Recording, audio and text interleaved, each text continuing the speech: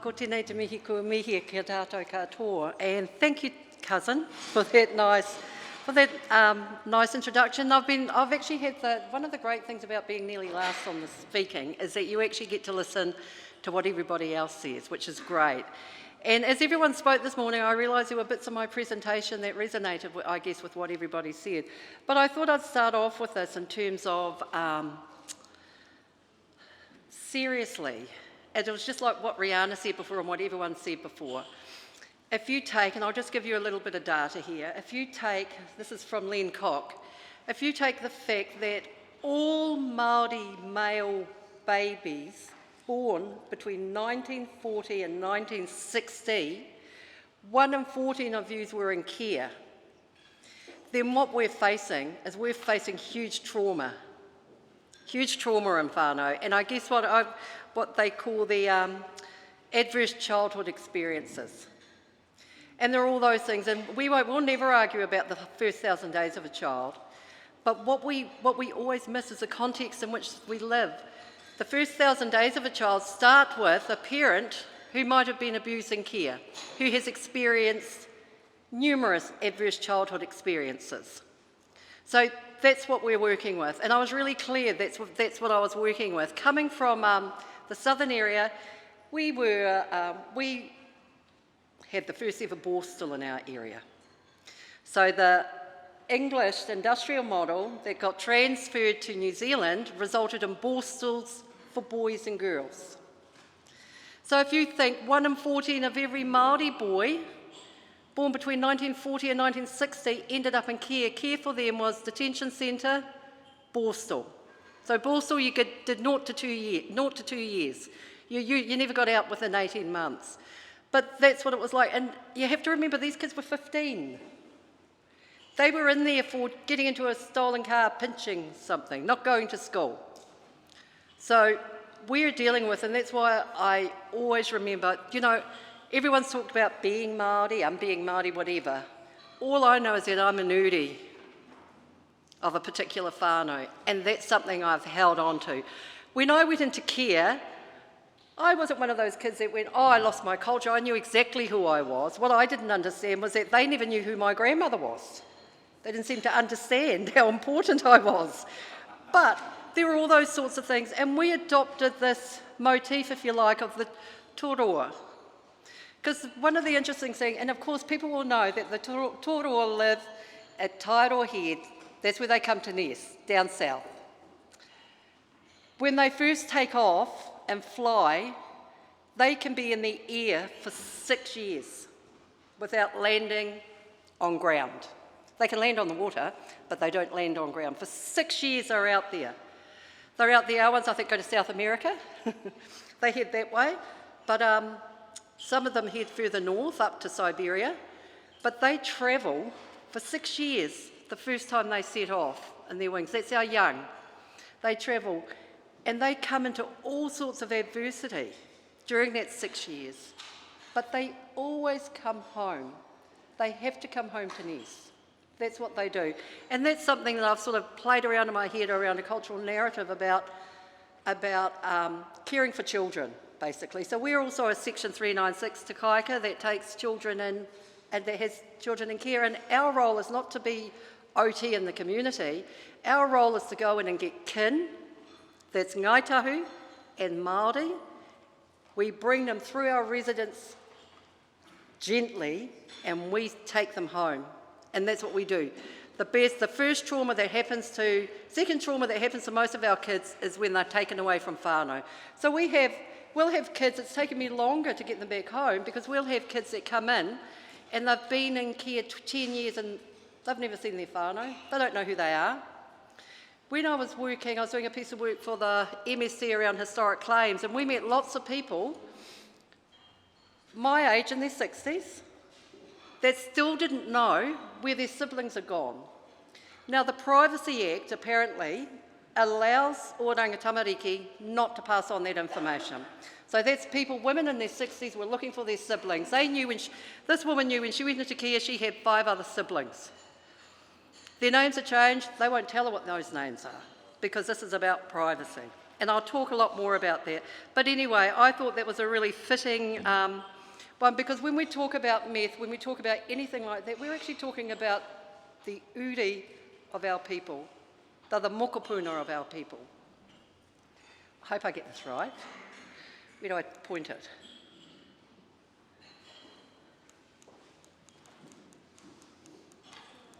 Maria?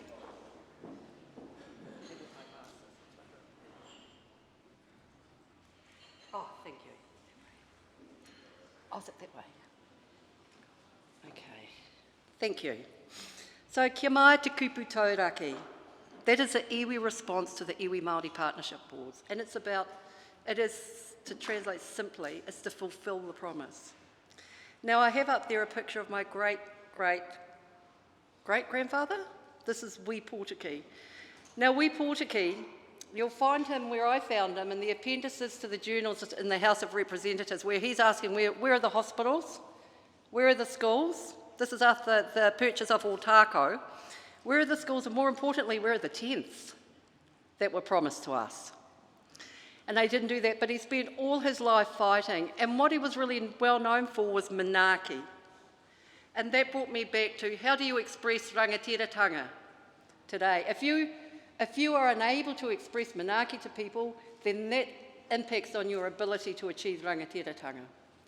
So those are one of the things. So what we did was we wanted to look for, and for someone like the uri, I guess, of Wiramu Portaki, is the need, the absolute need to manaaki others in our community. We heard Brianna talk about this, that we're all in this boat together. And as I keep talking, I'll get to the slide where I talk to you about some of the things that we need to think about as we head into this new direction as well. So I'll get to that in a minute. But anyway, so this is Wiramu Portaki.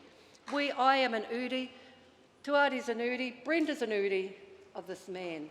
His role was to manaaki others, and if he can't do that, how can we express rangatiratanga if we're unable to manaaki others? So, and this here is his great-granddaughter. This is his great-granddaughter, Pani Portaki Cross, and she's actually my tawa. So I'm her granddaughter. And one of the things that she did when she was younger, so living down in the south, was I remember her travelling all the time to the Māori Land Court, doing all that sorts of stuff. I can't remember anything about that, but what I do remember was a gossip that my auntie and her shared. My great aunt, actually Nina Russell, a great aunt, and it was, I knew who really belonged to who. That was the one thing I took. Because I was a good child when I was younger, I got to hang out with my grandmother. And I become a consummate eavesdropper. That's how I learn everything, I realise. I'm an eavesdropper, and I learned about stuff that my mother didn't know. So one of the things really, if we're looking for a pathway forward, we have to start specifically from having Māori and iwi-owned entities. You cannot have mana motuhake in a co-governance space unless you are the owner of the entity. Now, I spoke briefly before to Rawiri about they have this measurement over at Harvard University where they studied Indigenous organisations all around the world for over 25 years. And they came up with these 4 things. What they found, the reason why the Indigenous organisations that outdid all other organisations, including mainstream, were ones where 4 things were present. Leadership was there. There was rangatiratanga there. So in Harvard they go, leadership matters. Institutions matter. Having our own institutions matter. What was the other one? Leadership. Sovereignty. Might be sovereignty matters. And the 4th one was culture matters, which has been around for ages, but it actually came out of that study.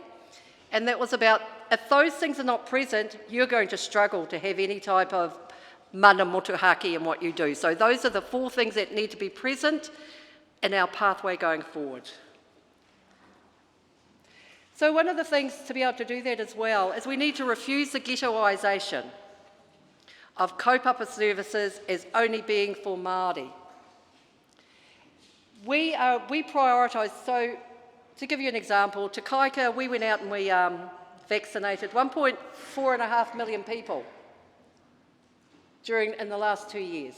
That's what we did, and that was everybody, because there's not 1.4 million people in Otago and Southland.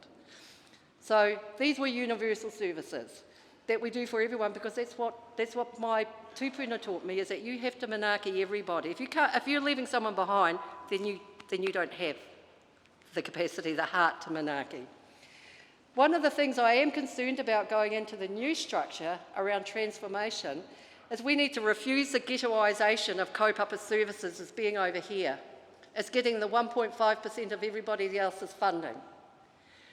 We already do universal services. We do that. If we think just for 1 minute that under this new transformation we're going over into a little space, then we're going to lose it. We might as well pack up and go home. We have to think big here, we have to back ourselves, and we have to accept that we have the capacity to deliver to everybody. Now, for that to happen, there are lots of things about what needed to happen. And one of the things that needed to be happen, I've got there, the regulatory framework. We need that for transformation. There's legislation, whatever, but we need the types of frameworks that allow us to do things we were allowed to do during the pandemic. So we were the first ones to set up the first ever drive-through COVID vaccination thing there in Dunedin. So we set that up. We did it under the civil defence rules. We didn't wait for the health rules because the Ministry of Health was still trying to sort that. We had that open the day after the Prime Minister announced we were going into lockdown. So we do what Māori do. We got in a huddle and we figured it out.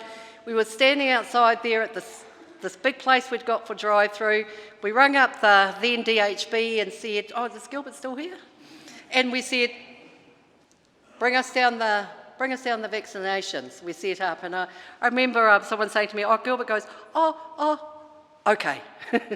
So without that support from Gilbert during that time, we just came out and we just went off like that, and it was great. And I tell you, to be honest, for those who know, yes, that's a lot of money to make if you're doing that many vaccinations. So what did we do with our money? We invested it back into the services that we do. But anyway, we need that regulatory framework. There's a wonderful book written by this American woman called The Second Trail of Tears, how the US government is killing Native Americans.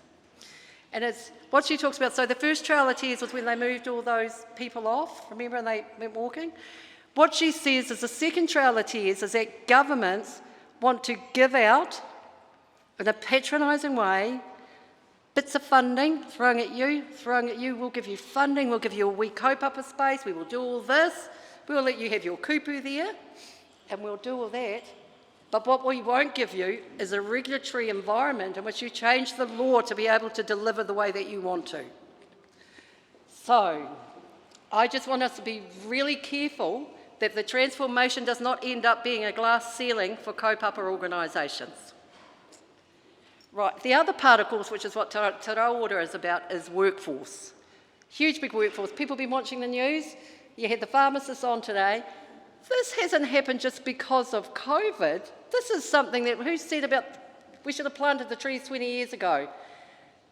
Everybody should have planted the trees years ago that we're stuck like this. This is just like, this feels ridiculous in a country like New Zealand. But anyway, so I'll talk a bit more about that planned workforce. But anyway, it's really interesting that she's my grandmother, because my own moko go, is that the olden days? And I guess it was for them. But anyway, so those were the things that I thought we needed to look at. Now, one of the things, I pulled that bit out under the rangatiratanga. There's a bit put in a review around mental health. And the part that I've got highlighted there I find really interested.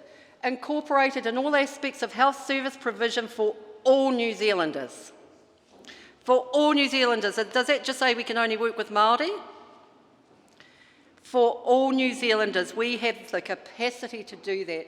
And unless we're actually in the game with everyone else, that's not rangatiratanga. We're just being a handmaiden. So rangatiratanga, and these are the two things that if you go back and you look at the Waitangi Tribunal findings, the findings are always based on two things. Was rangatiratanga limited? Was there tikanga in this? And they've both been found all the time. That's what it is. But it's really interesting because a lot of agencies that are bandying those words around now, their eye, you know how Pākehā's eyes go funny when you say something, and they're thinking, what the hell does this mean? Well, what it means simply, rangatiratanga means that we actually have the capacity and the ability, those of us that have primary care services anyway, have the capacity to be able to do that. But if we're going to just be pushed into a little silo there, it's not going to work. The other thing is tikanga. So what is our tikanga? Whānau values. When you go back and have a look at tikanga, when you look at everything else and even vision, what you find behind that is values. And people have talked about hidden values. So there are lots of hidden values. So you could say that, say the culture of a university. The hidden values of that culture is what it was built on. Came out of the Enlightenment, guys. That's when we stopped just listening to the priests and we started universities and we did everything else. That was the Enlightenment. The other thing that the Enlightenment brought us was also human rights. So all this human rights stuff came out of all those ideas back then when they called the Enlightenment. But what underpins all that and what underpins human rights is the notion of individualism. So human rights are about the rights of individuals. They are not about the rights of collectives. So what underpins, say, the culture of a university is a notion of individualism that you can see in the way that people get rewarded. You get rewarded for doing research. Doesn't matter if it means anything to anybody. These are all these things. So that's just to say about what are the hidden values that we need to be really aware of. And, you know, you can't sit there trying to sort of deconstruct, is it hidden? It's really obvious that there are no whānau values in there. If the whānau values aren't the thing that's propping this up, then we've missed the point about tikanga, because tikanga belongs with whānau and hapū. The other part as well is what I was saying, that we had an enabling environment during the pandemic, you know, working under the civil defence rules until the ministry got its act together, and then they limited the capacity for us to do it. The other part was when, the other thing that sort of mucked us about while we were trying to do that work, as well as keep running the GP practices. So we have GP practices in Queenstown, Oamaru and Dunedin. And so we have to keep business going as well. But what really impacted on us was the racist nature that came out of the PHO in particular. And they actually got a very threatening letter from Te Runanga about that. And the racist nature was we'd set this up, no one else had done it.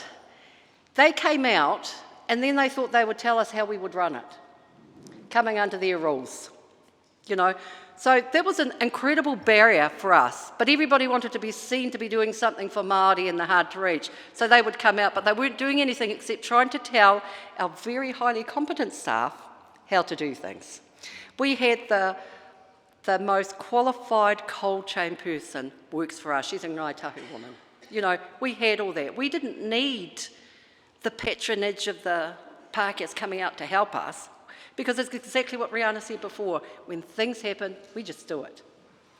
So there's that. So even though I might like to think about things really deeply, I am actually a doer. So I call myself a critical realist. I have to remain very critical of the things that I'm attracted to, I think, because in that will be fish hooks. So that's always been my own mantra. Got to be introspective. Now, the part I do really want to talk to you is about the notion of universal proportionality.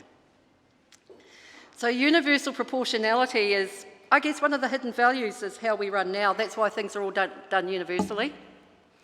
And there's this notion that services and policies are universal, but with a scale and intensity that is proportionate to the level of disadvantage. So that's apparently what's running the system now, and that's why all those large Christian-based, whatever, tikanga Christian, whatever, based organisations are supposed to be doing. But we know from before the Waitangi Tribunal report, that report told us nothing we didn't know. It was great to get it up there though, but it was sort of like, and everyone will be beating their breasts for a while, but what are we going to do? So the notion of universal proportionality should be applied to us as well. because we have the capacity to deliver to everybody with an intensity that's proportionate to their level of disadvantage. So this is what I'm saying is part of the, if you think of the pathway actually as you've got a big kete and you've got to fill it up with a whole lot of things. But as Māori, don't be frightened to start something. Be a fast fail. You know, I've failed gloriously in my life, so I'm used to it. But be a fast fail and change it. We're not like the government sector, public sector. We don't have to have 4 memos to ask for staples. We can make a decision by getting in a huddle like we did that night that the first lockdown was called. We can do that. So I think that's really important. I think it's really important in relation to what we've heard from Rihanna around this is for everybody. And that's fine if it's for everybody, but we've got to be part of leading that as well. Or it is for everybody, and we're just an everybody, and we're not. We're who we are, and we do this stuff because we want things to change. So there it is again. So there we go. We vaccinated all those people across here. To be honest, made millions doing that, and put it into purchasing GP practices. And we wanted to purchase a GP practice, so our primary care model works. All the GPs are our employees. They don't own the practice. We need their clinical expertise, and that's what we pay them for. We have, I think it's 10 GPs across our organisations, lots of nurses, lots of things. So the other part I was going to say to you about as well, but I think it's after this if I forget to do it. But these are things that we did without a template, without anybody building a great diagram of how it's going to be done. We had to do that overnight because we were in lockdown and what was going to happen to our people.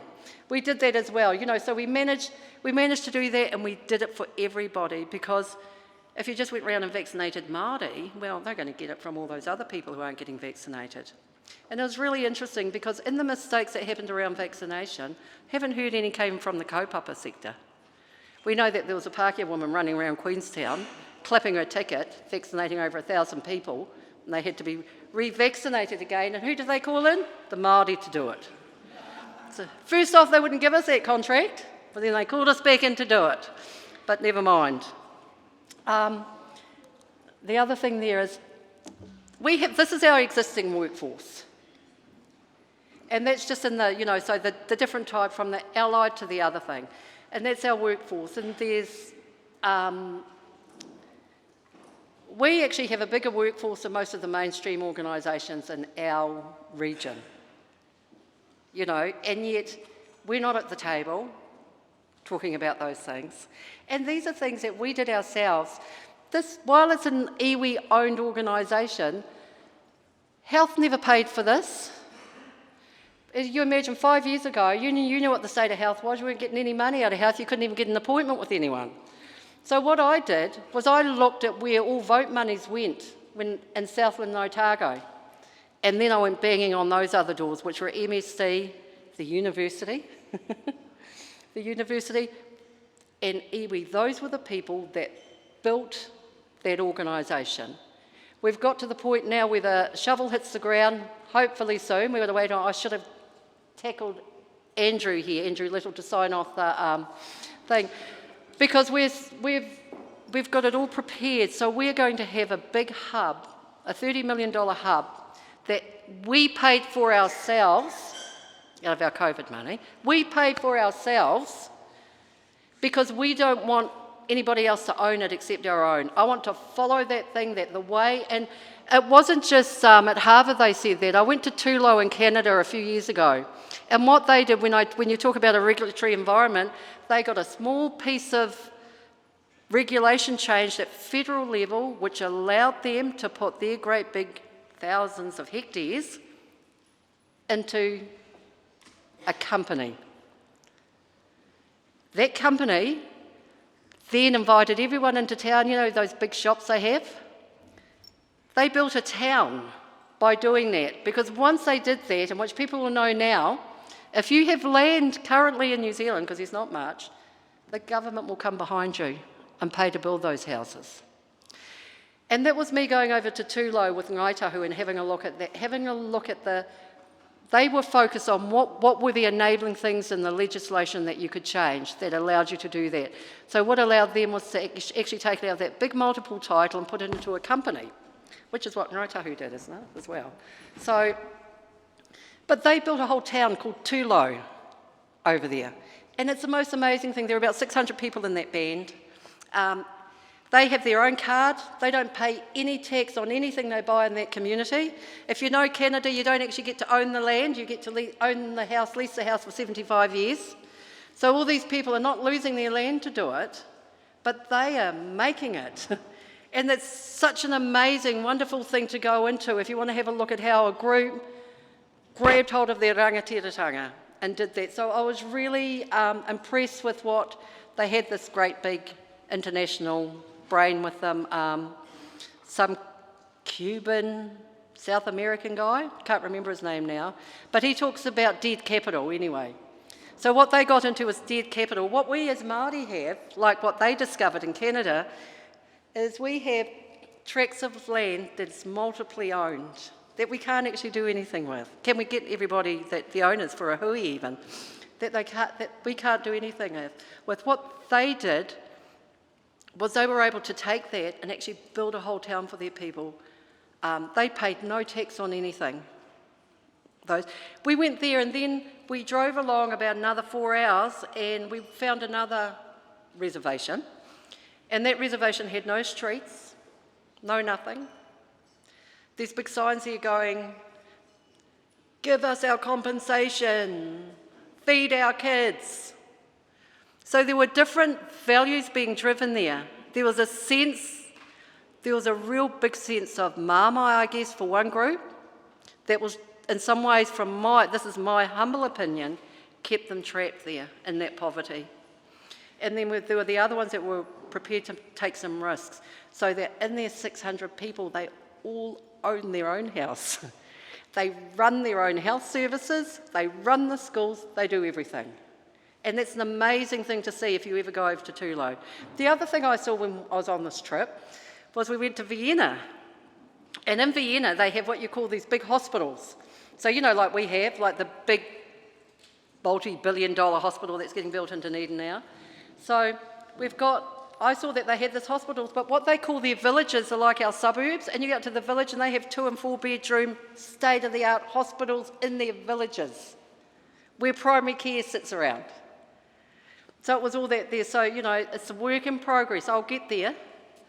But what's actually stopping me from getting there sooner is I'm actually going to invest in housing. Because part of what we were able to do, another thank you COVID, was we were able to purchase just about a block of land on a main street in Dunedin, which we intend to put housing in. Because you cannot deal with all these things we've been talking about when people do not have secure housing, when the kids have to change schools, all those sorts of things. So I always say to people, it is not we're not building health hubs, we're building wellness hubs. That's what we do. You know, we're not, we need everybody in that tent. We need clinicians, we need whānau in there, and we also need people with lived experience. And I guess it was all my own lived experience from years ago. You know, Rawiri was right. GPs used to prescribe heroin out to people in the 60s for suburban neurosis, to all those, you know, so there were things like that they did. So he's absolutely right. So when I hear about the scourge of meth, I truly understand that. Before I came here, because I'm not a drug person, ex-user, but never worked in that area. But the other part about it is, so I had to ring up 3 very close whānau members, and I spoke to them at different times, and I said, why do you use meth? What does it feel like? And they all said, at different times, it made them feel beautiful. It made them feel powerful, and it made them feel like they had their shit together. All the opposite of what's really going on. But that's how they felt. What is wrong with us that we have to use that to be able to feel like that? You know, and that was the part that I thought, and that's why I'm into harm minimisation. Because we've had those three in our immediate whānau, you know, there's 12 of us kids. Those three, you know, they've pinched someone's inheritance, nearly $100,000 and blew it in a month. They've burned down houses. They've done all that stuff. And, you know, as whānau, I remember getting a call at 7 o'clock one night. I've got a whānau member living up in Hokitika. She's just been released from hospital where she nearly died of alcohol poisoning. She's an alcoholic and she uses meth. And she's so bad they kept her in hospital. They detoxed her and then they sent her home, to her own home by herself. So she's ringing me up saying, I can't stop drinking, I'm out now again and I'm going to use. So, you know, it's not the sector that gets in their car and drives 12 hours at 9 o'clock at night, through the thing to get to people, to get to our whānau. We know exactly how chaotic her life is. All we can do is hold her when she's asleep. Just hold her. And that's what we do. And we don't have the luxury to give up on her because of those people I showed there before. They would hit us hard. There would be a sign that we weren't looking after each other. You know, so we have that. You know, we have, and so that's the three in our family, the woman in her late 50s, her daughter who's late 20s, and another sister that's in her early 50s. You know, what happens? You know, I wonder about that. We all had the same life. Why is it? And I guess it's that fight or flight thing. And I think I've been fighting all my life, you know. I was a baby, born blue baby, born not breathing, heart condition, which meant that I had multiple strokes when I was younger and a big stroke when I was 40. Only have a third of a brain left. All that. So I realised that there are some people who are born wanting to kick out. And that's what I was. And a lot of my family are like that, but the three that take up most of our time don't have that. They have that flight thing. You know, you can't predict how people having the same experience are going to respond to it and how their brain's going to see through that. So it's those sorts of things. These are the things that we have an existing workforce. So one of the things around you know, it's absolutely true. This is a society thing, and it should be cross-sector. But anyway, I'll get to some of the workforce challenges that I've found. Now, we've had lots about pay equity, and that's fine. But I actually thought the real problem was funding equity, because if the organisations were paid the same as what they were paid in anywhere else, you wouldn't have a pay equity issue. But anyway, I didn't know any kaupapa agency that weren't paying their nurses the MECA rates anyway. So where do you think we got that money, since we didn't get it in our contracts? We had to lean out to the rest of the sector to get money to subsidise our health contracts. You know, so we have those. So those are some of the things that are going to affect workforce. I mean, the government spent so much over the last 10 years having, you know, they bring in big man out of the Ministry of Health with a workforce, all this. Nothing happened. That guy, what was his name? Yeah, Gorman, is it? Yeah. Nothing happened. And then we've got to look at region-wide considerations and market forces, because I hate to say that, and I'm not against Māori getting a good buck, but man, the price of a Māori worker is overinflated. Sorry guys. We've got new grads coming out expecting to start on 80k. I'm not talking about the old seasoned workforce here, sorry. But this is the expectation. Because we didn't plant those trees earlier, it's created an unequal market there. And the only ones that are going to be able to afford our very best Māori ones will be the public sector. So those market forces impact on how we do workforce. There's insufficient cohesion or planning. So when you're thinking, and I said a region-wide, so Otago Southland, 650,000 square miles. Same people, most of us are related to each other up and down the line, even the Pākehā are related to each other down there. There's all this, yet we haven't figured out how we share a small workforce amongst us. We haven't seen leadership from the public sector that says, why aren't nurses paid like teachers are paid? and then they can be wherever they want to be. You know? Why aren't kaupapa agencies sharing our best people with each other for a short period of time so that we can build that? Why do we keep looking for government to fix workforce? They won't fix it, we've got to do it. Why aren't we sharing all our IP? Why aren't we sharing some of our best workers? You know, when I said the sector's not out there when I had to drive 12 hours to my tuahine, but actually I forgot to acknowledge Selena. Luckily I knew Selena because she's there giving me advice on the phone, because I'm there confronted with my tuahine going, God, I thought she was drinking tea. No, that's wine she's drinking in a cup. But anyway, so there are things like that, but I got support because of who I knew. And actually, she and Selena pulled lots of things to try and get her in. Didn't work for her. First time she'd ever gone into rehab. Didn't work that time. She turned up at my place not long ago going, you know, off her face, going, oh, I think I'll go to rehab. What do you think that's going to happen? I'll just ring someone, you go there. There will be a 2-year waiting list for you, I'm sorry, because you're not seen as important to these organisations. So she's back in Christchurch, and all we can do to her until we have an environment, and when she's ready, she's going to make that too. I know that, that's part of it. But until that, all we do is hold her close. We're a safe harbour, you know. The other thing is currently our only pipeline to the workforce comes through the University of Otago in Te Pukenga. And one of the issues with that, you know, as a former teacher at the university, they're not preparing people to come and work in our sector. If you want to be, say for example, if you want to be even a nurse or a social worker or whatever and come into the kaupapa sector, you need to know how to write a proposal. You need to know how to actually set up an organisation, or are you planning to spend the rest of your life inside the public sector?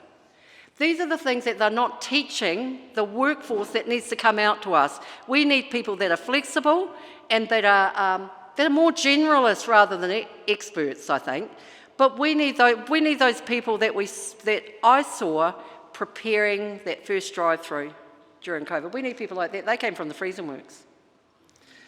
But anyway, so we don't have a kaupapa workforce strategy. This is something that Maria can think about, but how do we as organisations, we greet each other when we see you, but we're not actually sharing our IP, we're not actually sharing staff, we're not doing this. What does it work? We have to work with the fact that the workforce is this, and how do we make that work for us? So I'm not sure how much government will give you for that, Maria, but we've got to do something about this, and we can't wait. Sit and wait for things like transformation. You know, my litmus test for that is I always go to those people I talked about and always go, how's transformation going for you? You know, they wouldn't even know what we were talking about. So one of the things when I said I need to interrogate the very things that make me excited. So the excitement of having this transformation occur means that I have to be really critical of it. So I thought, te tiriti or Trojan horse. It's really difficult though when our people are inside the Trojan horse, you know. That's really different. But that's, I think, we need to, and I think Rihanna said it before, we need to inhabit things critically. We can never be satisfied with things. You know, people go, you can't satisfy Donna. No, you can't. I want more. And it's what I refer to as critical realism. There was a woman who spoke before about interrogating structures. And she talked about, you're not going to beat the structure, but there will be enabling violations that occur to us during that time that actually become a springboard for us. So it's in the margins of things and in the sides.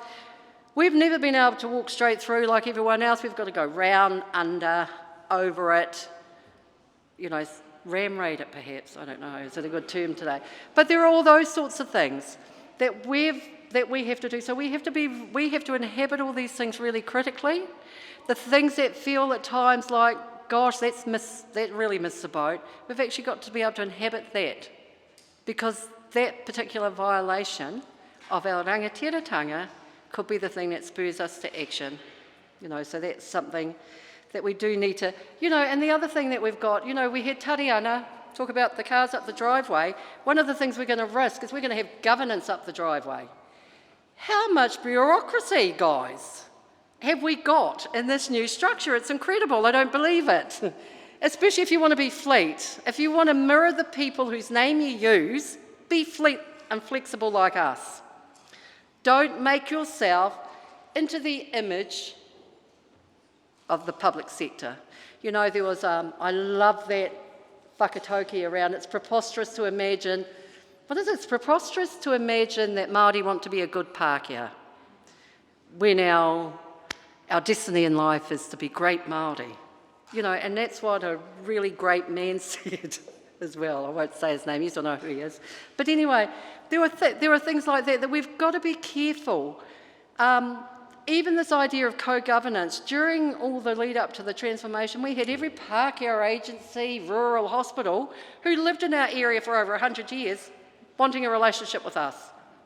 We had different people that were in the old DHB because no one knew what was happening in the MHA and whatever, because it was all top secret, so no one knew, and everyone would be ringing up saying, did you see that latest thing? So there was a lot of confusion there. So you had a whole lot of Pākehā coming to us, who, if you have nothing, we're grateful. Yeah, we'll jump in bed with your Pākehā. But these are people that never spoke to us. These are people that have failed to deliver to our people. I'm not saying don't partner with them. What I'm saying is you invite them to your table. That's how, this is part of an enabling violation around co-governance. It's your table you're inviting them to, not their table they're inviting us to. So that's something for us to think about.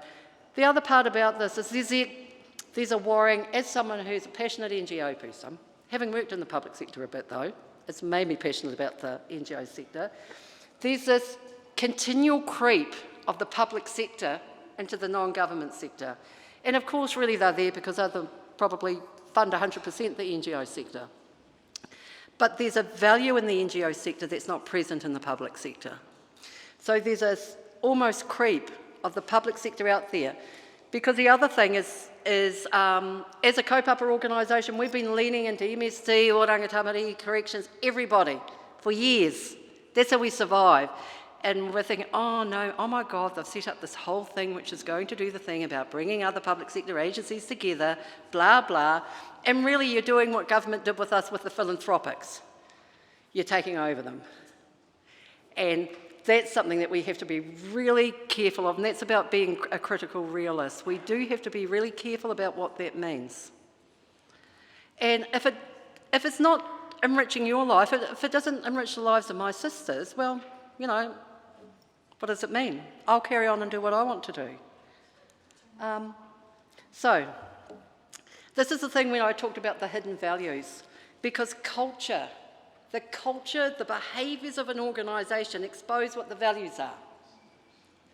So that's why culture is a shadow that values leaves behind. These are my two moko as well, my two boys, Tutikawa and Tolka, like other Tolka here. But that's them. So for us to achieve rangatiratanga, we need to actually seriously look at what does universal proportionality, what does that look like in practice?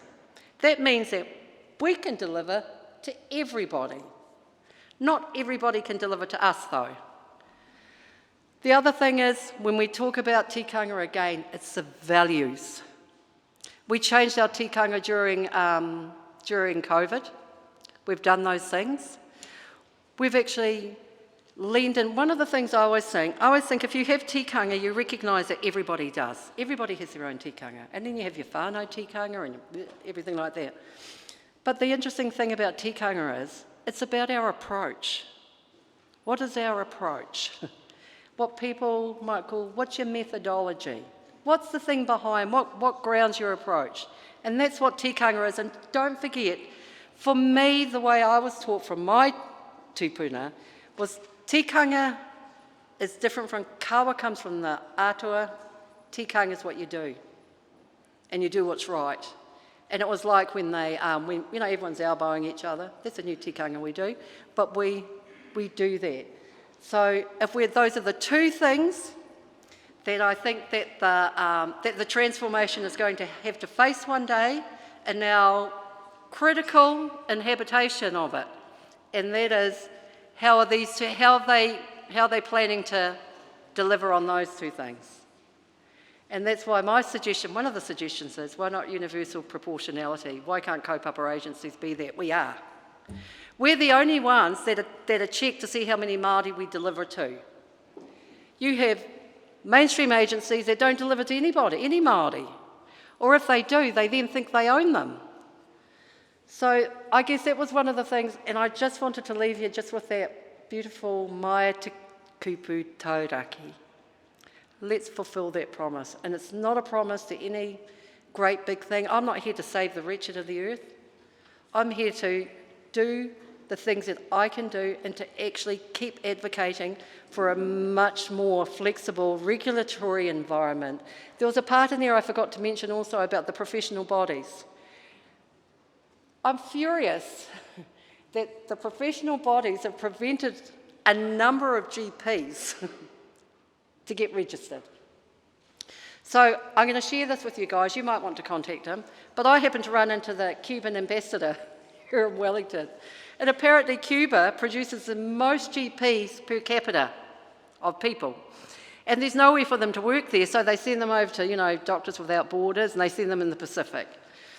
I'm actually hassling the Minister of Immigration. Why can't they be here? And the reason why I think they'd be great for the kaupapa sector to be here is because Cuba pays for it all. We don't pay for it. There are lots of things like that that I'm trying to sort of rattle about, because we have to have it like that. But the thing, don't forget, no one else is going to fulfil that promise for us. I'm not going to fulfil that promise for you. You've got to fulfil the promise to yourself and to those people that gave you life in this world, I guess. So, on that note, nā reira, tēnā tātou katoa.